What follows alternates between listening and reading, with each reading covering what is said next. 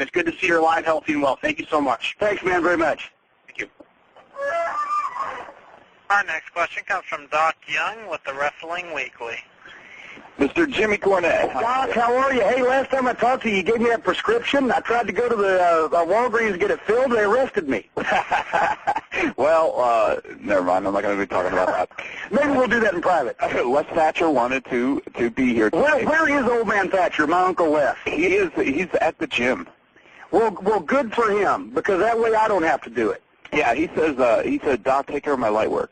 I owe him a phone call, by the way, and tell him I haven't been putting him off, but I've been struggling with my knee rehab and various things, and I got to call him. Yeah, one of the things that I wanted to ask you about was a couple of years ago you had a throat problem. I was wondering about that.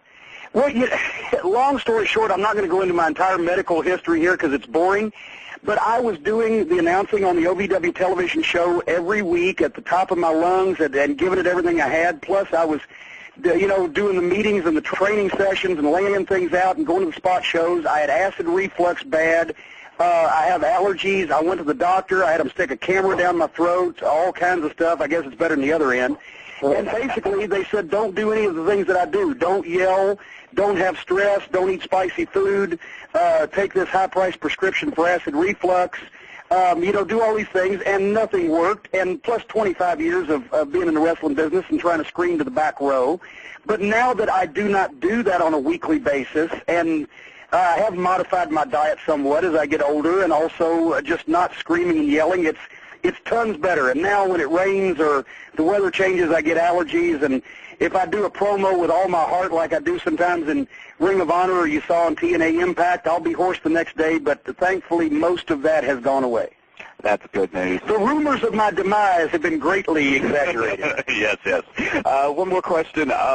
You of course, ran Smoky Mountain Wrestling in the mid-'90s, one of the greatest indies, in my opinion.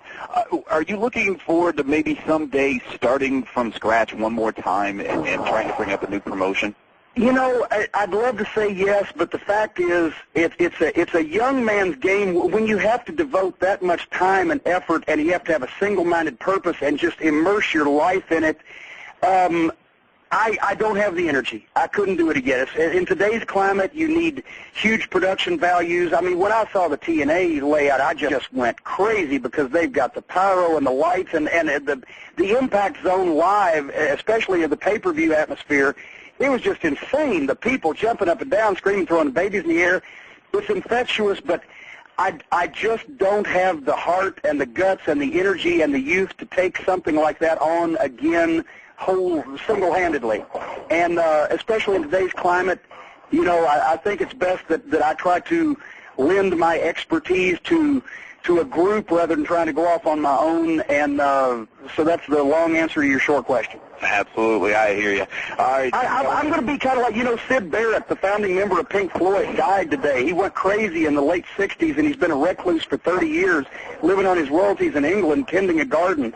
He died today, and I want to go out like Sid Barrett. I want to be popped up on television. Jim Cornette passed away today, and people say, where's he been for the last 20 years? And the answer is he's been home. He's been in the garden. That's where I want to be. Absolutely. No, I think wrestling needs more great minds like Jim Cornette on a personal note. Well, thank you very much. So please stick around. Well, I'm not going anywhere yet. I plan to live to be 90. Awesome. Actually, if I knew for sure I was going to live to be that old, I'd take better care of myself. Absolutely. Jim, I want to thank you for your time and give Les a call. We'll talk again. Absolutely. Bye. Our next question comes from Mitchell Jones of VOW UK. Hi, Mr. Cornette. Thank you for taking the time out to talk to us today. Mitchell, all the way from the UK. Yeah. It's always a pleasure to listen to Jim Cornette. Yeah, that's me. What you make of it? The shoot that you did with Bobby Heenan. Very entertaining. So thank you for talking to us. Well, thank you. And my first question is, I think before you mentioned about the aeroplanes and stuff and how you won't fly, but there's a promotion in the UK called 1PW who have a working relationship with TNA, and Ring of Honor, who you also work for, are coming over here in August. There is no backroom. Is there any desire for you to come over to the UK for a show or for anything to address the number of fans that you do have here in the UK? Well, now, see, Mitchell, now you're going to make me a big bad guy with everybody in England and the UK if I say, no, I don't want to come over there. Actually, my girlfriend just went over there this past year, and she loved it, had a great time sightseeing with some friends, and she's been bugging me to come over there, and Ring of Honor folks have asked me, and TNA has not at this point asked me as of yet because we're just getting into the relationship. So I'm not ruling out that I'm not ever going to be there, but the rest of the year at least I'm kind of booked and kind of busy and got things going on over here, but I'd love someday to see England and see Europe, and I'm thinking a combination business and pleasure, a nice cruise over there and a nice cruise back. It would be lovely and it would fit everybody's needs. Sounds good, sounds good. I do apologise for the nervousness, by the way. It just probably doesn't come through for everyone, but it's weird because as much as I might be an internet host or whatever, I'm still a wrestling fan, so it's always a pleasure to be able to listen and learn from guys like yourself. Second question, and I'm only going to ask two more, I'm not going to take up too much of your time. What are your thoughts on Jeff Jarrett? I mean, there's a lot of criticisms of his spot in TNA as far as being in the title picture a lot. What are your thoughts on him on the top? And I'd like to know, can I just feel your fan? What a feather, Doctor. As far as the amount of times that he is at the top. Well, you know, Jeff really disappointed me, and I'll say this, is it's not a secret, but a lot of people probably don't know it just because it's back in the sands of time. His grandmother, Christine Jarrett, was the local promoter here in Louisville for years, and because of her, this little teenage punk that used to run around the wrestling matches was able to not only get a job as an announcer and a photographer and selling programs, but finally get into wrestling, and that's me. And I've known Jeff since he was 14 years old, and everything that I said on Impact, on TNA Impact a couple of weeks ago at the company meeting was true, and I know that's a shock to a lot of people. Wait, they spoke the truth on a wrestling show, but that's kind of what separates me from other people is I will say what I think. And Jeff has all the talent in the world as an athlete and as a wrestler, and it's in his genes. His father, Jerry Jarrett, also was instrumental in my career and was a great promoter for 30 years.